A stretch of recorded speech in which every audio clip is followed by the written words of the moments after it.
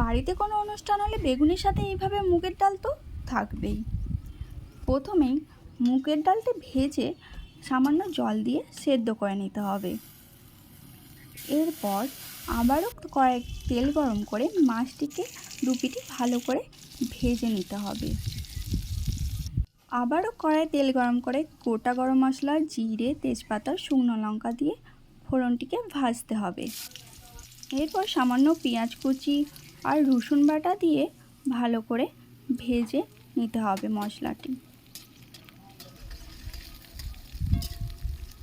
মশলাটি একটু ভাজা হয়ে গেলে দিয়ে দিতে হবে টমেটো কুচি। টমেটো আর পেঁয়াজটা যাতে গলে যায় এরপর দিয়ে দিতে হবে সামান্য নুন।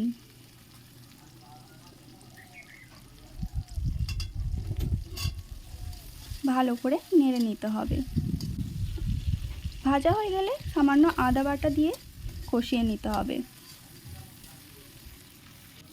এরপর দিয়ে দিতে হবে সামান্য জিরে গুঁড়ো।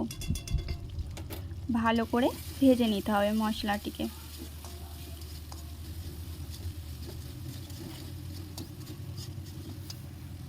সামান্য হলুদ গুঁড়ো দিয়ে এবার সেদ্ধ করা আমাদের যে ডালটি ছিল ওই ডালটি দিয়ে দিতে হবে।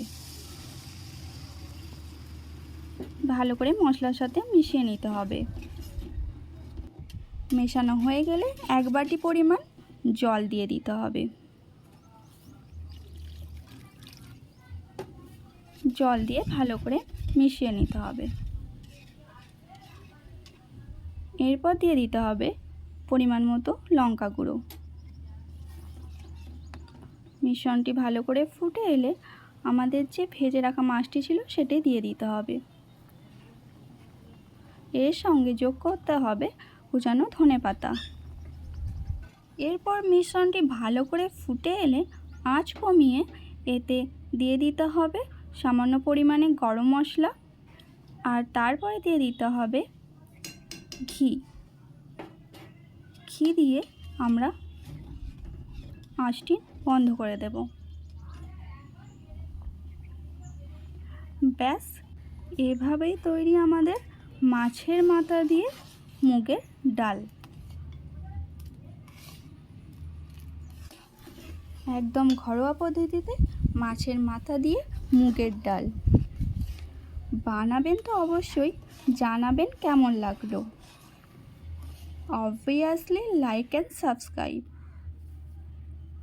ধন্যবাদ।